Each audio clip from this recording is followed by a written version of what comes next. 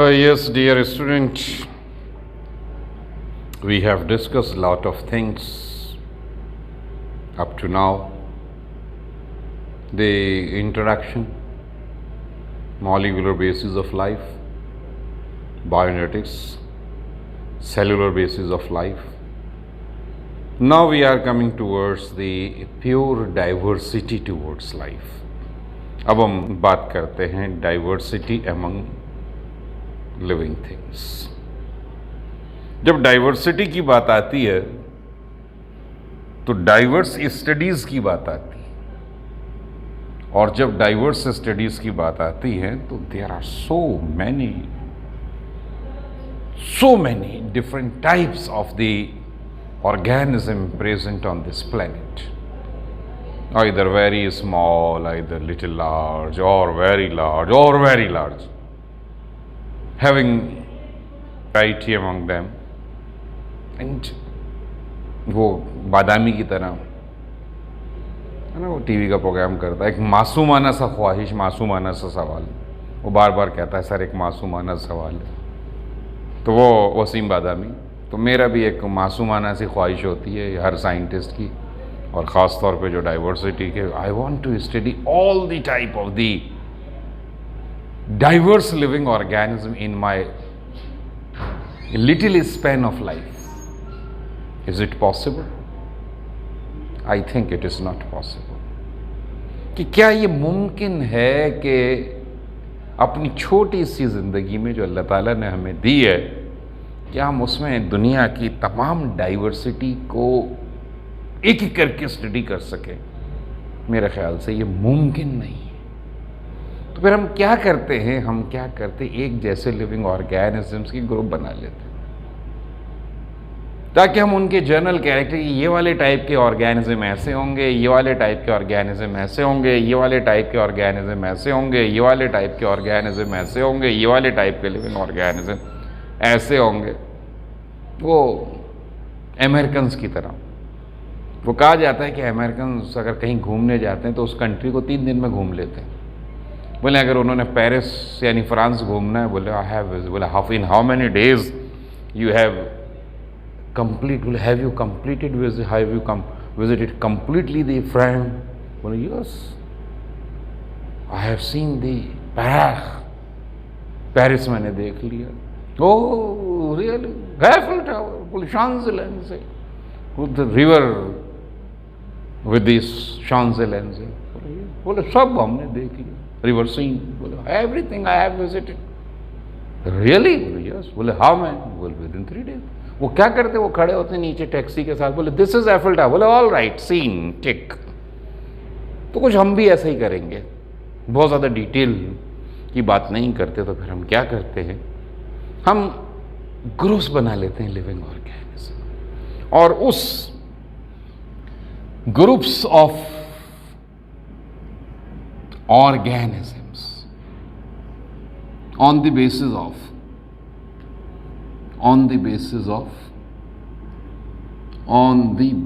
Of similar characters, कि similar and dissimilar. अगर similar है तो एक ग्रुप में रख दो, और डिसिमिलर है, मिलता नहीं है, तो उसको दूसरे ग्रुप में रख दो। डिसिमिलर कैरेक्टर्स हमने क्या कर लिया, ग्रुप बना लिया।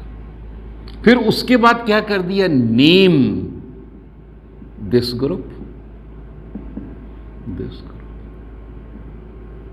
ये जो ग्रुप है लिविंग, छोटा या बड़ा जो भी है, उसको हमने क्या कह दिया, उसको हमने टैक्सॉन कह दिया।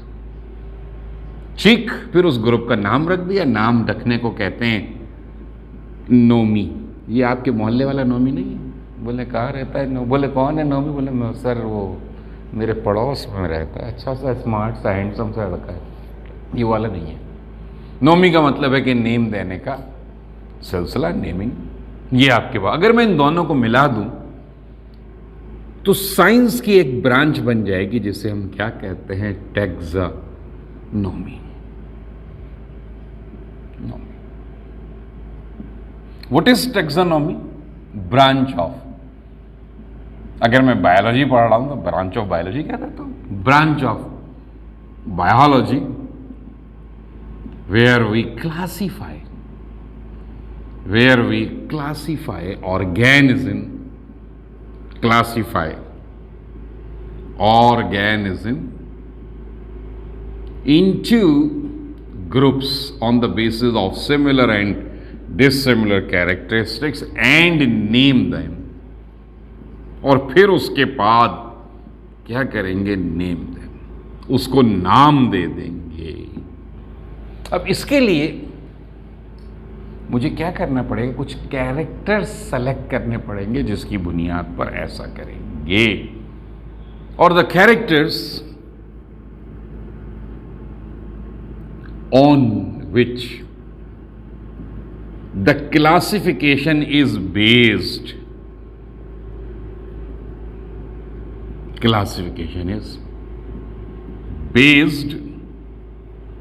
called taxonomic characters. उनको हम क्या कह देते हैं, उन्हें हम टैक्सोनॉमिक कैरेक्टर्स कह देते हैं। कि क्या हो गया ये टैक्सोनॉमिक कैरेक्टर्स, इसकी बेसिस पर हम क्या कर रहे हैं, उसकी बेसिस पर हम क्लासिफिकेशन कर रहे हैं। अगर आपको याद हो तो सबसे पहले मैंने क्लासिफिकेशन लिविंग ऑर्गेनिज्म 2 ग्रुप में की थी। फर्स्ट चैप्टर जब हम पढ़ रहे थे इंट्रोडक्शन, तो मैंने क्लासिफिकेशन 2 बेसिस पे की थी, यानी एक बेसिस पे की थी। वो क्या था, presence and absence of cell wall, यानी कैरेक्टर क्या था, सेल वॉल का कैरेक्टर था।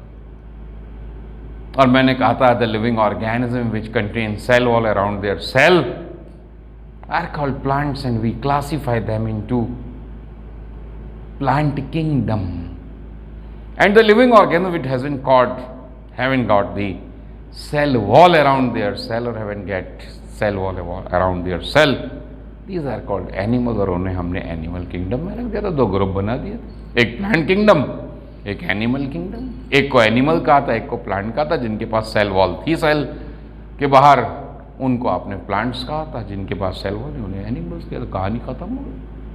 फिर आपने क्लासिफिकेशन एक और की थी जो आपको रॉबर्ट व्हाइटेकर, उसमें आपने टैक्सोनॉमिक कैरेक्टर 3 सेलेक्ट किए थे। पहला वाला मोड ऑफ न्यूट्रिशन, दूसरा मोड यानी टाइप ऑफ दी सेल्स, और तीसरा क्या था, सेल वॉल। ये तीनों कैरेक्टर्स की बेसिस पर आपने क्लासिफिकेशन की थी। ठीक, तो इसका मतलब है कि क्लासिफिकेशन के लिए आपको क्या करना है, कोई कैरेक्टर सेलेक्ट करना। जैसे फर्स्ट के लिए मैं क्लास के अंदर कहता हूं कि साहब चश्मे वाले एक तरफ हो जाएं और बगैर चश्मा जिन्होंने ग्लासेस नहीं पहने वो एक तरफ हो जाए। अब मेरे पास 2 ग्रुप बन गए, एक स्टूडेंट का वो ग्रुप जो ग्लासेस लगाता है और एक स्टूडेंट्स का वो ग्रुप जो ग्लासेस नहीं लगाता है। मैंने 2 ग्रुप बना दिए, ग्लासेस पहनने वाला, बगैर ग्लासेस। अब इस ग्रुप का नाम रखता हूं, जो ग्लासेस पहनता है उसका नाम रख देता हूं, जो ग्लासेस नहीं पहनता उसका नाम रख देता हूं। जो ग्लासेस पहन रहे हैं, जिसका ग्लासेस पहनने वाला ग्रुप बनाया चश्मा 2, ठीक, नाम भी रख दिया मैंने। और जिन्होंने जो ग्लासेस नहीं पहनने वाले उस ग्रुप का नाम रख दिया गैर चश्मा 2। आपने भी ऐसा ही किया था, फ़कारिया और गैर फ़कारिया। हाय सर क्या कह दिया ये आपने, कितना अजीब सी बात कर दी, वो भी उर्दू में। बोले उर्दू तो अपनी मादरी ज़बान ही नहीं है ना, जो है अपनी कौमी ज़बान है। अंग्रेज़ी में कहिए सर, फिर पता चलेगा। बोले भाई वो इनवर्टिब्रेट्स एंड वर्टिब्रेट्स। ठीक, इन्वर्टिब्रेट्स क्या है, बोले having got the vertebral column, and invertebrate invertebrate having got the vertebral column, vertebrate बोले having got the vertebral column, have got the vertebral column. कहानी खत्म हो गई। एक के पास वर्टिब्रल कॉलम है, बैकबोन है, क्या कहा वर्टिब्रेट्स, दूसरे के पास नहीं है, क्या कहा इन्वर्टिब्रेट्स। सिंपल हो गया। वॉस्कुलर प्लांट्स ट्रैकियोफाइट्स एंड एट्रैकियोफाइट्स, बोले जाइलम फ्लोएम है, ट्रैकियोफाइट्स नहीं है, ब्रायोफाइट्स। कहानी क्या हो गई, खत्म। यानी आपने क्या कर दिया, वॉस्कुलर बंडल्स की बेसिस पे क्लास। ये टैक्सोनॉमिक कैरेक्टर। अब टैक्सोनॉमिक कैरेक्टर तो मेरे ऊपर से लेके नीचे तक है। अगर फर्स्ट कह लीजिए मैं कहूँ कि साहब कालों का ग्रुप 1 बना दें, गोरों का ग्रुप 1 बना दें, तो मेरे ख्याल से कभी भी नहीं बनेगा। जो आधे स्टूडेंट हैं उनका मैं कहूँगा साहब गोरे कौन है, सब गोरों की तरफ चले जाए। बोले सर ये भी गोरा है, ये भी गोरा है। अगर किसी को ये शक है कि साहब मैं गोरा नहीं हूँ या गोरा, साहब हर एक कहेगा साहब मैं तो गोरा हूँ, चाहे उसने फेयर लवली लगा कर ही गोरा क्यों ना हुआ हो, वगैरह साहब मैं भी गोरा हूँ। लेकिन उन सब गोरों को, जितने गोरे यहाँ बैठे हुए हैं जो अपने आप को बहुत गोरे समझते हैं, पर मैं तो गोरा ही गोरा हूँ, उसको मैं यूरोप ले जाता हूँ और उनके साथ खड़ा कर देता हूँ, शर्मा जाएंगे। और किसी को ये नॉस्टैल्जिया है कि साहब मैं बहुत काला हूँ, मुझे तो कोई लिफ्ट ही नहीं कराएगा, तो मैं ऐसा करता हूँ उसे अफ्रीका ले जाता हूँ और उनके देर वो कहेगा I am very much beautiful in comparison of this, my colour is very much fair if I will compare. तो इट मीन्स व्हाट, मैं इसको कैरेक्टर नहीं ले सकता क्योंकि ये क्लियरली डिस्टिंग्विश नहीं है। तो मैं कैरेक्टर कौन सा, टैक्सोनॉमिक कैरेक्टर कौन सा लेता हूं जो क्लियरली डिस्टिंग्विश्ड है, मैं उसको आसानी से असेस कर सकता हूं, मैं उसे आसानी से असेस कर सकता हूं या आसानी से काउंट कर सकता हूं। जैसे आपने क्या किया था, टेट्रापोड, 4 पैरों वाले एनिमल्स, टेट्रापोड आसानी से असेस कर सकता हूं। मैंने गिन लिए 4। हेक्सापोडा, बोले इसके क्या होने चाहिए, बोले 6 पैर होने। मिलीपीड्स, बोले क्या होने चाहिए इनके, जो है वो 100 पैर हो। सेंट्रीपीड्स 100 पैर हो, बोले मिलीपीड्स 1000 पैर होने चाहिए इनके। इस बुनियाद पर आपने क्या कर दिया, बड़े आराम से। लेकिन अगर मैं कहूं कि what is the difference between lion and tiger,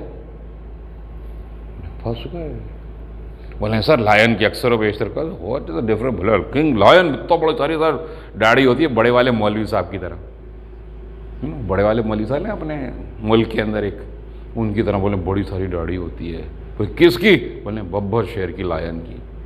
बोले उसकी लाइनेस भी तो होती है भाई, उसकी भी दाढ़ी होती है। बोले नहीं। फिर मैंने कहा अगर लाइनेस आ गई लाइन की तो फिर क्या करोगे, इसको लाइन से ग्रुप से निकाल दोगे? नहीं सर। अब आ गया दूसरा, अब ये असेस करने के लिए दाढ़ी, इसका मतलब इस character is not perfect character. बोले the tiger has got stripes on his body while the lion hasn't got any stripe on his body। बोले वंडरफुल। अगर मैं आपसे कह दूं कि भाई साहब बिल्कुल आजकल बकरीद का ज़माना है, अगर मैं आपसे कहूं कि साहब बिल्कुल काले कलर की गाय है, बोले नहीं तो भैंस लग रही है, नहीं। बोले इसका मतलब है what's the difference between buffalo and cow.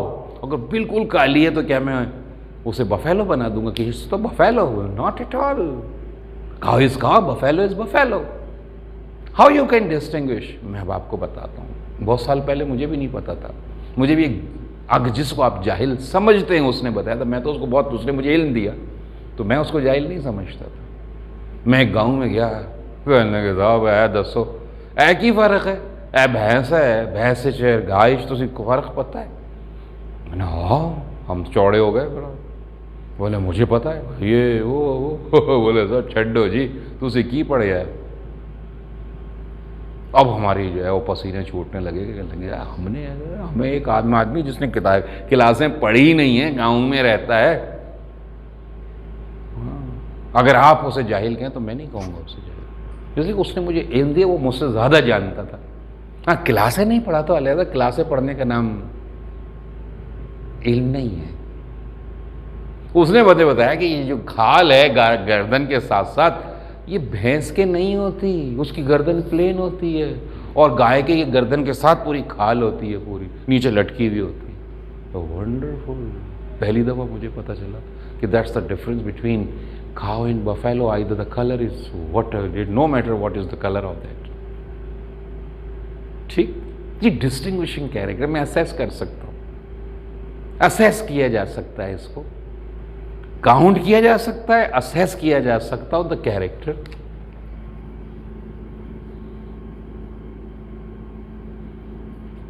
Which select as,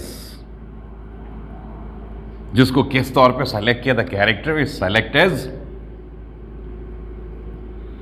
taxonomic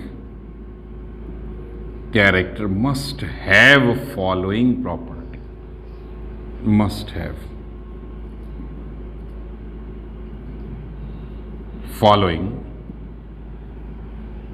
property। कि उसके अंदर ये वाली प्रॉपर्टीज होनी चाहिए, क्लियरली डिस्टिंग्विशेबल, बिल्कुल क्लियर डिस्टिंग्विश हो जाए।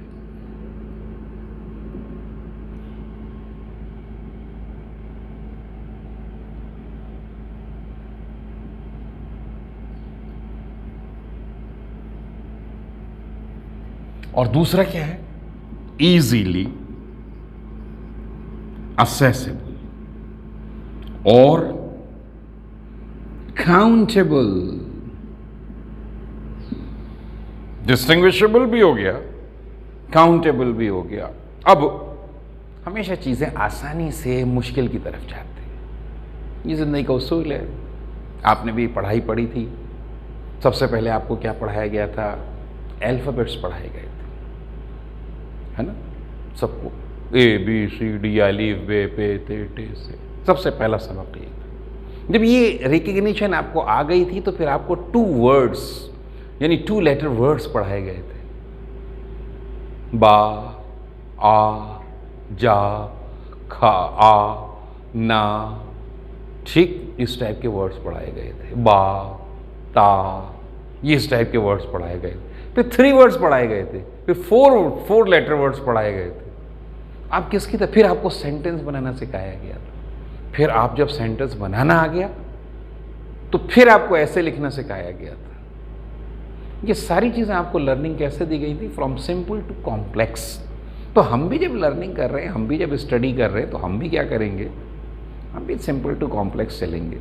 जो सिंपल चीज़ें, हाँ वहाँ हमारा मसला हल नहीं होगा तो फिर हम कॉम्प्लेक्स की तरफ जाएंगे। अगर हमारा मसला सिंपल में हल हो जाता है तो हम खामखा बेवकूफ़ है जो कॉम्प्लेक्स की बातें कर। मेरी नाक यूँ पकड़ी जा सकती, मैं यूँ करके खामखा पढ़ रहा हूँ, क्या ज़रूरत है मुझे? The effect is the same, I am doing the same. तो it means that there is no need to go on complex things. First of all start from the simple one. तो हम भी ऐसे ही करेंगे। अब हमारे पास, मेरे पास बेशुमार characters, the characters which are apparently you can see external character, और इसको हम क्या कहते हैं? मॉर्फोलॉजी कहते हैं। These are morphological character. मेरी नाक कैसी है, मेरी आँख कैसी है, मेरे कान कैसे हैं, मेरी चिन कैसी है, हाथ कैसे हैं, उंगलियाँ कैसी हैं, मेरे सींग कैसे हैं, मेरे खुर कैसे हैं, अगर हैं तो ये सारी चीज़ें जो हैं वो मेरे क्या है? Morphological characters. लेकिन मॉर्फोलॉजिकल कैरेक्टर जब मैं स्टडी कर लेता हूँ, एक इंसान की क्यूरियोसिटी है, जब वो सब चीज़ें ऊपर से उसको जो नज़र आ रही है वो स्टडी कर, फिर अंदर घुस के स्टडी करना चाहता है। बोले अंदर से देखूंगा, बोले अच्छा भी देख ले यार। तो फिर क्या करता है? फिर वो उसको तोड़ता। बच्चे को भी देखा होगा आपने, 2 दिन खिलौने से खेलता है, जब खेल लेता है दिल भर जाता है, तोड़ तोड़ के देखता है, ठका ठक। आपने भी बचपन में किया होगा, चीज़ें तोड़ तोड़ के देखी होंगी आपने, अंदर देखें ये हो क्या रहा है इसके अंदर। फिर खिलौनों को तोड़ा होगा, अपने ही खिलौनों को तोड़ दिया होगा। Getting my point here? तो इस तरीके से आपने क्या किया? पहले एक्सटर्नल स्टडी की, फिर इंटरनल स्टडी की। यानी पहले कौन से कैरेक्टर्स आ गए? मॉर्फोलॉजिकल कैरेक्टर्स आ गए। फिर कौन से कैरेक्टर्स आ गए? फिर इंटरनल कैरेक्टर्स के अंदर एनाटॉमिकल कैरेक्टर्स आ गए, फिजियोलॉजिकल कैरेक्टर आ गए, सेल्यूलर कैरेक्टर जिसका आ गए, यानी साइटोलॉजिकल कैरेक्टर्स आ गए। ये सारे एनाटॉमिकल कैरेक्टर, ये सारे कैरेक्टरिस्टिक्स फीचर हैं जो किसी एक, फिर उससे भी आगे जेनेटिकल कैरेक्टरिस्टिक्स आ गए, so on and so forth, molecular characteristics आ गए। आप सब पढ़कर आ चुके हैं ये सारी की सारी बातें, ठीक। तो अब जो है वो हम देखते हैं कि हमारे पास यहाँ पर हम कौन सी साइंस की ब्रांच से अपने लिए कैरेक्टर्स ले सकते हैं। किसके लिए? क्लासिफिकेशन के लिए। तो क्लासिफिकेशन के कैरेक्टर के लिए सबसे पहले हम कौन से कैरेक्टर सेलेक्ट करते हैं? Morphological character. Morphological character. आपने फाइलम पॉरीफेरा पढ़ा था? बोले हाँ पढ़ा था। बोले क्या था? बोले बॉडी पे पोर्स लगे हुए हों तो क्या हो गया? ये आ गए। Very good. बॉडी सेगमेंटेड हो तो क्या हो गया? एनिलीड्स हो गए। बॉडी फ्लैट्स हो तो क्या हो गया? वो प्लेटी हेलमिंथेस हो गए, फ्लैटफॉर्म्स हो गए। यानी आपने क्लासिफिकेशन किस बुनियाद पे की थी? आपने क्लासिफिकेशन इसी बुनियाद पे की थी, मॉर्फोलॉजिकल कैरेक्टर। लेकिन हाँ, अगर मॉर्फोलॉजिकल कैरेक्टर में आपको कोई ऐसा कैरेक्टर नहीं मिलता तो फिर आप किसकी तरफ जाते हैं? साइटोलॉजिकल कैरेक्टर, सेल्यूलर कैटोलॉजिकल कैरेक्टर्स की तरफ जाते हैं। जो साइटोलॉजिकल कैरेक्टर्स की तरफ जाते हैं, इसके अंदर आप क्या कर रहे होते हैं? ये जो साइटोलॉजिकल कैरेक्टर्स है, ठीक, इस साइटोलॉजिकल कैरेक्टर में क्या हो गया? इस साइटोलॉजिकल कैरेक्टरिस्टिक्स के अंदर आपके पास जो है सेल्यूलर, आपने क्या किया? Cell wall without cell wall. ये क्या थे? ये साइटोलॉजिकल कैरेक्टर, सेल वॉल वाले, बगैर सेल वॉल वाले साइटोलॉजिकल कैरेक्टरिस्टिक्स आपके पास आ गए। उससे भी काम नहीं चलता, तो फिर किसके पास चलते हैं? साइटोजेनेटिकल कैरेक्टरिस्टिक्स के पास चलते हैं। यानी अब आपके पास genetical characteristics, genetical characteristics, genetical characters, और ख़ास तौर पे कौन से? साइटोजेनेटिक्स। यानी यहाँ पर अब आप क्या कर रहे हैं? यहाँ पर आप क्रोमोसोम्स और उसकी बात, प्रोकैरियोटिक सेल में बात यहाँ, सॉरी यूकैरियोटिक सेल में बात यहाँ ख़त्म हो जाती है। लेकिन क्लासिफिकेशन अगर हमने करनी है किसकी? प्रोकैरियोटिक लिविंग ऑर्गेनिज्म की या लिविंग थिंग्स में लिविंग एंटिटीज़ की, तो बात यहाँ ख़त्म नहीं होती। फिर हम कौन से कैरेक्टरिस्टिक्स के अंदर से भी बात कर सकते हैं? हम बात कर सकते हैं बायोकेमिकल कैरेक्टर्स, बायोकेमिकल कैरेक्टर्स, ठीक, यानी डीएनए एंड प्रोटीन, क्योंकि हम एक दूसरे से किससे डिफरेंस की वजह से होते हैं? डीएनए हमारा डिफरेंट होता है। अब हम डीएनए कैरेक्टरिस्टिक्स को देखते हैं कि डीएनए कितना डिफरेंट है और कितना सिमिलर है। अगर ज़्यादा सिमिलर है तो हमारा आपस में एक दूसरे से ताल्लुक़ है, और ज़्यादा सिमिलर नहीं है, ज़्यादा डिसिमिलर है तो फिर, लेकिन ये बात बहुत आगे जाकर आती है। लेकिन require some characteristics for the classification ये है। फिर एक और चीज़ है जिसको इसमें हम क्या करते हैं? बायोकेमिकल कैरेक्टर, मैंने क्या कहा, कौन से कैरेक्टरिस्टिक्स की बात करते हैं? डीएनए और प्रोटीन की बात करते हैं। तो यहाँ हमारी टेक्निक्स होंगी। दो टेक्निक्स हम यूज़ करते हैं कि ये प्रोटीन एक दूसरे से डिफरेंट हैं या ये एक दूसरे से डिफरेंट है। उसको हम क्या कहते हैं? इलेक्ट्रोफोरेसिस की टेक्निक। यानी हम डिफरेंट मॉलिक्यूल्स को इलेक्ट्रिक सेल में डालते हैं और उन मॉलिक्यूल्स के चार्जेस की वजह से उनकी मूवमेंट कराते हैं इलेक्ट्रोड्स की तरफ। अगर नेगेटिव चार्ज मॉलिक्यूल है तो किसकी तरफ मूव करेगा? वो पॉजिटिव इलेक्ट्रोड की तरफ। अगर पॉजिटिव चार्ज मॉलिक्यूल है तो किसकी तरफ मूव करेगा? तो इसको हम उसको आइसोलेट करके देखते हैं। अगर दो लिविंग ऑर्गेनिज्म में बहुत सारी प्रोटीन एक जैसी हैं, आइसोलेट करके देखा, तो इसका मतलब है कि तेरा मेरा कोई ना कोई नाता है, वरना कौन किसी के पीछे आता है। तो इसका मतलब है कि वो आपस में कोई नाता है जिसके से, लेकिन अगर उनको एक दूसरे से सिमिलरिटी नहीं है तो इसका मतलब they are two different entities, they are two different type of the living organism and we have to classify into different groups. There is no relation between them. फिर एक और चीज़ है जिसको हम कहते हैं होमोलोगस स्ट्रक्चर। ये होमोलोगस स्ट्रक्चर क्या है? The structure which are morphologically similar but perform different function. कि वो क्या कर रहे हैं?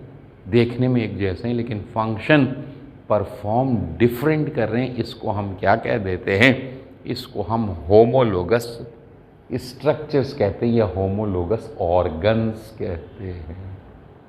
और फिर क्या हो जाता है? जैसे आपका फ्रॉग का पैर है और आपका ये सारी बोन्स आपकी हो, इसी तरीके से वो जो है बर्ड्स के अंदर क्या है? उनके विंग्स हैं, ठीक, छिपकली के अंदर उनका पैर है, आपके पास जो है वो फिट है। ये सारे के सारे ये हैंड है, ये सारे देखा जाए तो इनकी बोन्स सबकी क्या हैं? एक जैसी हैं बोन्स। ये अलहदा बात है, डिफरेंट फंक्शन, एक उड़ने का काम कर रहा है, एक तैरने का काम कर रहा है, ठीक है, ये फंक्शंस डिफरेंट परफॉर्म कर रहे हैं। ऐसे को आप होमोलोगस स्ट्रक्चर्स कहते हैं। इसका मतलब है ये सब कुछ इनकी बहुत एक दूसरे से डिफरेंट है, लेकिन कहीं ना कहीं इनका नाता बनता है कि इनका रिलेशन इसके साथ होगा, इस ग्रुप का रिलेशन इसके साथ होगा, इस ग्रुप का रिलेशन इसके साथ होगा, क्योंकि इनके पास बहुत सारे कैरेक्टर्स या बहुत सारे ऑर्गन्स जो हैं वो कौन से हैं? होमोलोगस ऑर्गन्स हैं या इनके पास बहुत सारे होमोलोगस स्ट्रक्चर्स हैं। ठीक, ये बात हमारे पास जो है इस तरीके से।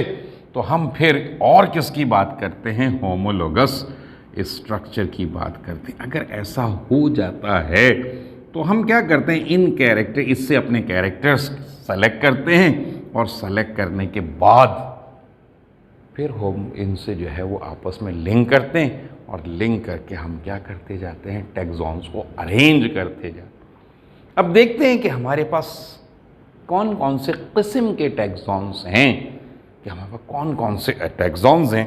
तो इन टैक्सॉन्स के लिए हम क्या करेंगे? हम इन टैक्सॉन्स के लिए देखेंगे कि हमें क्या करना है। ठीक, तो ये तो हमारे पास आ गया। अब हम क्या करते हैं? कौन कौन से टैक्सॉन्स हैं उनको देखते हैं। वेरी लेस, जिसमें मेंबर्स की तादाद भी कम है, और बेस है जिस पे आपकी पूरी क्लासिफिकेशन की बिल्डिंग खड़ी हुई है, और उसका नाम है स्पीशी। पहले भी पढ़कर आ चुके। Species is the group of more और लेस सिमिलर ऑर्गेनिज्म, यानी जहां पर ऐसा ग्रुप जिसमें एक जैसे ऑर्गेनिज्म है जो देखने में तकरीबन एक जैसे, थोड़ा बहुत माइनर डिफरेंस है वो अलग है, जिसकी नाक यूं है ये अलग है, लेकिन जो है वो ये आपके पास। लेकिन यहाँ बात ख़त्म नहीं हो जाती। बहुत सारी चीज़ें देखने में एक जैसी नज़र आती हैं लेकिन होती नहीं है एक जैसी। तो फिर उनके दरमियान क्या हो सकती हो? शादी हो सकती हो। कैन इंटरब्रीड, वो ब्रीडिंग कर सकते हो, इंटरब्रीड। ठीक, अगर फर्ज कर लीजिए आपके लिए मैं कोई चंपैंजी खात देखने में तो आप और चंपैंजी एक जैसे ही हैं, या गोरिल्ला। मैं कहता हूँ कि साहब गोरिल्ला खातून से शादी कर लीजिए, क्यों? अच्छा कर लो, क्या फ़र्क पड़ता है? हो गए बहुत सारे चाहने वाले गोरिल्ला खातून के, चंपैंजी खातून के चाहने वाले, ऐसी क्या बात है? चलिए वो उस चंपैंजी खातून पे साहब का दिल भी आ जाता है, शादी भी कर लेते हैं, क्या औलाद पैदा होगी? दूसरा सवाल। तो प्रोड्यूस, अगर ऐसा हो जाए तो उसके नतीजे में क्या होना चाहिए? Produce viable and fertile offspring, fertile offspring.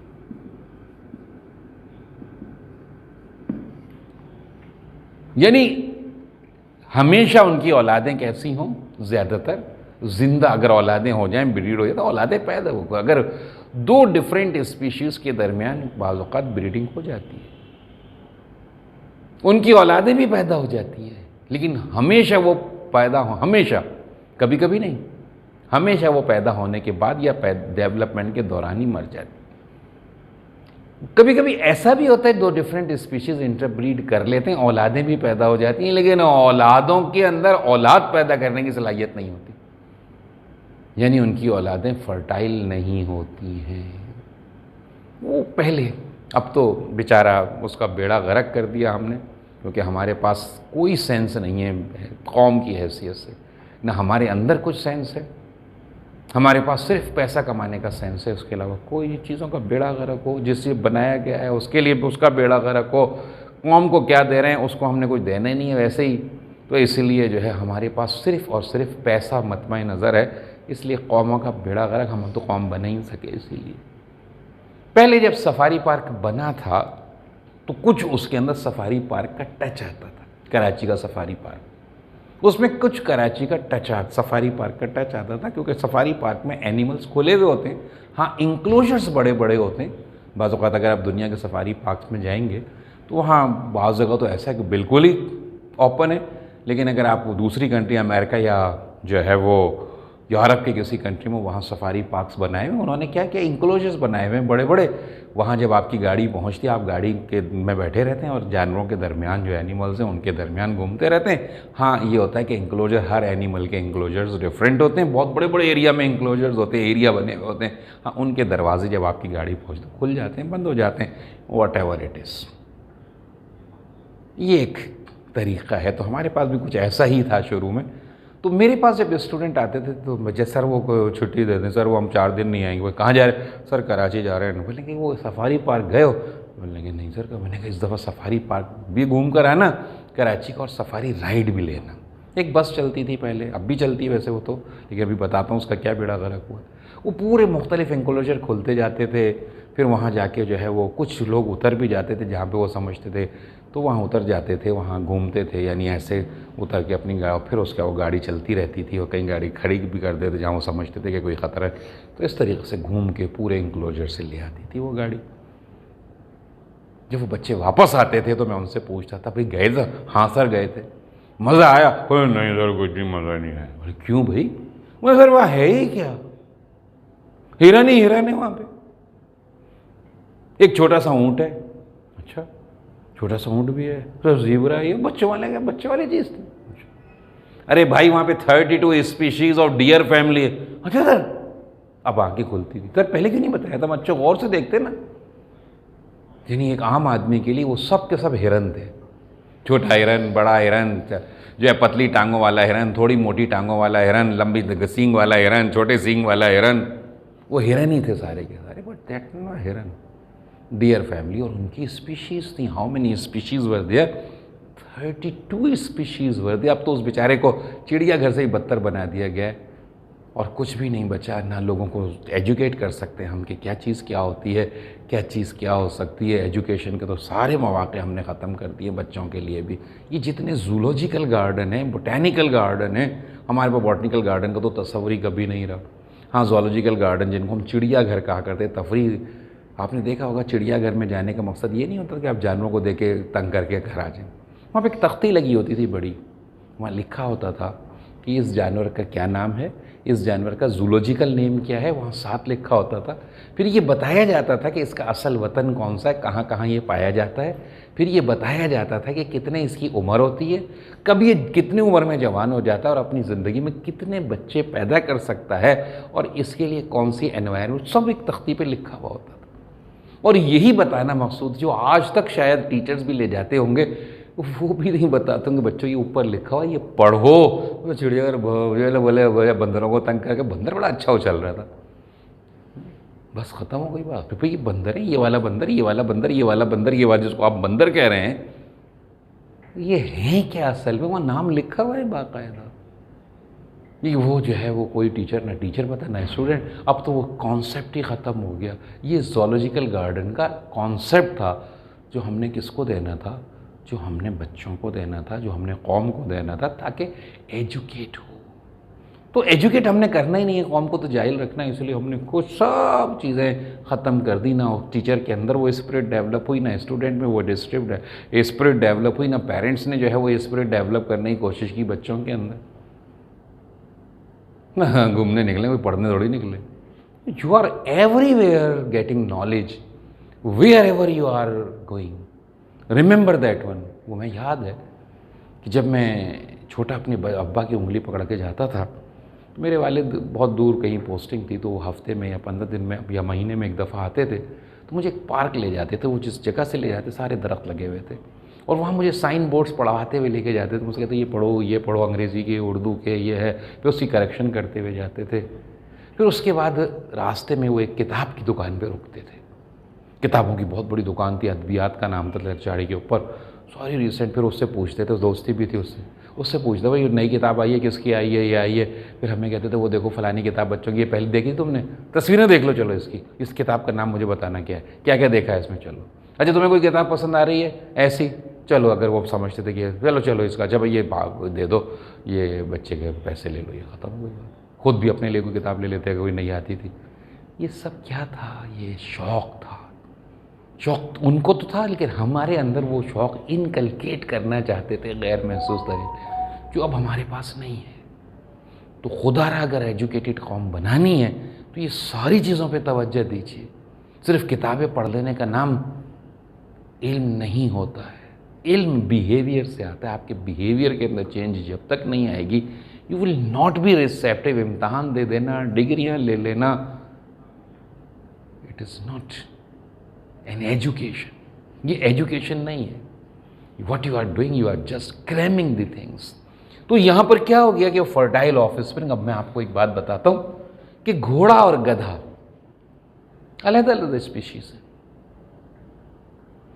ठीक, लेकिन वो इंटरब्रीड कर लेते हैं, उनकी औलादें भी पैदा होती हैं, जिंदा भी रहती हैं, लेकिन जो औलाद पैदा होती है जिसका नाम होता है खच्चर म्यूल, वो कभी भी ऑफिस फर्टाइल नहीं होती है। इसीलिए हमारे दीन ने भी, मज़हब ने भी मना किया है कि दो डिफरेंट एनिमल्स को आपस में क्रॉस ना कराओ, नहीं तो उसकी फर्टैलिटी क्या हो जाएगी, कहीं उसके चांसेस ख़त्म होने के होते, और वो इनफर्टाइल हो गया तो इसका मतलब है कि वो अब खुद मर जाएगा, उसकी ज़िंदगी उतनी ही हो गई, यानी आपके पास एक स्पीशी एक्सटिंक्ट हो जाएगी।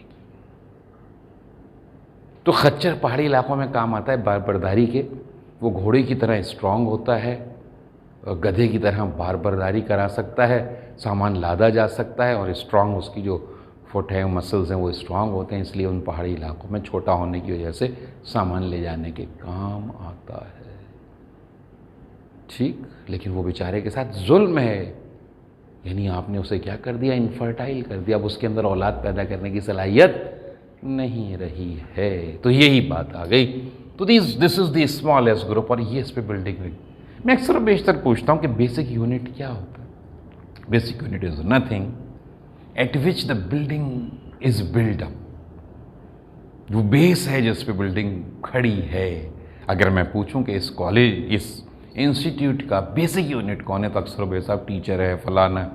गलत, teacher is not the basic unit, student is the basic unit. जितने स्टूडेंट होंगे उसी लिहाज से टीचर होगा, जैसे स्टूडेंट की डिमांड होगी वैसे टीचर होगा। सब चीज़ें फिर बिल्डिंग से लेके, अगर 50 स्टूडेंट तो बिल्डिंग भी छोटी होगी, 100 स्टूडेंट तो उससे बड़ी बिल्डिंग, उसके अंदर एडमिन भी उतना ही होगा, उसमें काम करने वाले भी उतने ही होंगे। तो किस बेसिस पे सारा के सारा हो रहा है, स्टूडेंट की बेसिस पर हो रहा है। If number of the students are less, all the things become less. If the students are duffer in the school, the selection of teachers are also not very good. But if the students are very shining, the student wants that the teacher should be very shining, otherwise these students will never come again. So these are the things. So barrel क्या हो गया आपके पास? अब आपके पास basic unit क्या है? आपका basic unit है स्पीशीज। और बहुत सारी स्पीशीज़ ऐसी होती हैं जिनके अलग-अलग स्पीशीज़ होती हैं, लेकिन उनके मेंबर्स बहुत हद तक मिलते जुलते हैं। जैसे मैंने अभी आपको बताया था कि मैं स्टूडेंट को कहता था डियर, वहाँ पे जो हिरन है भाई, वहाँ तो 32 स्पीशीज़ हैं, लेकिन बच्चे देखते कि तो बहुत सारी लिविंग ऑर्गेनिज्म ऐसे जो देखने में एक जैसे होते हैं, लेकिन एक ही स्पीशीज से बिलोंग नहीं करते, डिफरेंट स्पीशीज से बिलोंग कर रहे होते। तो हम क्या करें, उन जो एक स्पीशीज से बिलोंग नहीं कर रहे लेकिन बहुत हद तक एक दूसरे से सिमिलर है, तो उन स्पीशीज को एक जगह जमा करके उससे बड़ा ग्रुप बना देते हैं, और उसको हम कहते हैं genus, not genius but the genus. Genus group of more और लेस सिमिलर स्पीशीज, बहुत हद तक एक दूसरे से मिलती जुलती स्पीशीज का ग्रुप क्या है, जीनस है। अब इससे बड़ा और ग्रुप बनाते हैं, बहुत सारे जेनरा, जीनस की जमा है जेनरा, और उनको आपस में मिला के उससे भी बड़ा ग्रुप बना देते हैं, और उसको क्या कहते हैं, फैमिली कहते हैं। Group of genera which share some common character. अब कुछ पर बात आ गई है, which share some common characters, कि उसके अंदर कुछ कॉमन कैरेक्टर्स हैं, सारे नहीं हैं लेकिन कुछ कॉमन कैरेक्टर्स हैं। अगर मैं आपसे कहूं कि कैट फैमिली हो, क्या क्या उसमें, लायन है, उसमें क्या है आपके पास, टाइगर है, उसमें क्या है आपके पास, लेपर्ड है, उसमें क्या है आपके पास, चीता है, उसमें क्या है आपके पास, लिंक्स है, उसमें क्या है आपके पास, उसमें आपके पास जो है जगुआर है, बेशुमार। और आपके पास क्या है, आपके घर की बिल्ली है, ठीक। So many has been left which I haven't counted here. ये सब के सब जो बिल्लियों जैसे नजर आते हैं, ये सबको हमने कहाँ रख दिया, हमने बिल्ली की फैमिली में रख दिया, यानी कैट फैमिली। दूसरी तरफ डॉग फैमिली, अब डॉग फैमिलीज़ में आपके पास हाइनास भी आ गए, डॉग में आपका घर का डॉग भी आ गया, डॉग में आपकी फॉक्सेस भी आ गई, डॉग के अंदर आपके पास जो है वो जैकॉल्स भी आ गए, फॉक्स जो है वो आपके पास के डॉग फैमिली के अंदर आपके पास जो है वो वुल्व्स भी आ गए। ये सब के सब क्या हैं? These all are dogs. ठीक, रैकून भी आ गए, so on and so forth, so many type of the dogs are here. These all belongs to the dog families. तो ये जेनरा हमने क्या कर दिया। अब अगर एक जैसे फैमिलीज के कुछ में ऐसे नहीं फैमिलीज, कुछ फैमिलीज जिनके मेंबर्स कुछ कॉमन कैरेक्टर्स शेयर करें तो उसको क्या कह देते हैं? ऑर्डर कह देते हैं। तो group of families whose membership whose members share some common characters, कि उनके मेंबर्स के अंदर कुछ कॉमन कैरेक्टर शेयर करते हैं, उसको आप क्या कहते हैं? ऑर्डर कहते हैं। और फिर क्या बना देते हैं? क्लास बना देते हैं। Group of orders whose members share some common characters, कुछ ऑर्डर्स ऐसे हैं जिनके मेंबर्स जो है वो तो उनका भी एक ग्रुप। क्लास के बाद क्या बना दें? फाइलम या डिवीजन। प्लांट्स के अंदर डिवीजन होता है और एनिमल में तो group of classes, classes whose members share some common characteristics। फिर उसके बाद सबसे बड़ा ग्रुप बना दें जिसको आप क्या कहते हैं? किंगडम कहते हैं, रियासत आ गई। ग्रुप ऑफ क्या है? Group of phyla whose members share some common characteristics। अब मेरे पास क्या आ गया? सबसे छोटा जिस पे मेरी बेस है, दिस इज स्पीशीज। ये स्पीशीज आपस में मिली जिनके अंदर सेम कैरेक्टर्स थे, क्या बन गया? जीनस बन गया। बहुत सारे जेनरा आपस में मिले और क्या बन गया? फैमिली, जिनके अंदर कुछ कॉमन कैरेक्टर्स।